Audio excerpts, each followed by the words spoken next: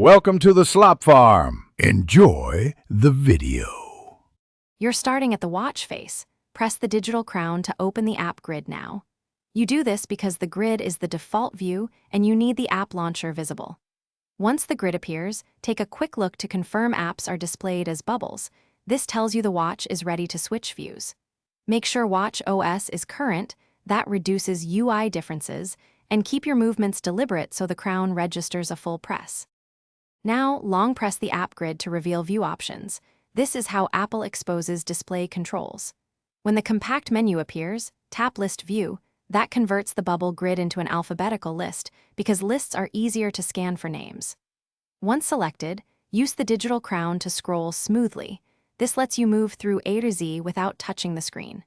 Make sure to test opening one app so you confirm the change stuck and that haptic feedback feels normal. Finish by opening several apps and returning to the launcher to confirm the list setting persists. This proves the change is saved. If the view unexpectedly reverts, restart the watch, hold the side button and power off, then turn it back on because a reboot often resolves transient UI glitches. And if problems continue, open the watch app on your iPhone, go to Home Screen Settings, and reapply List View. That forces the paired settings to sync correctly. Thanks for watching. Consider subscribing if we helped you today.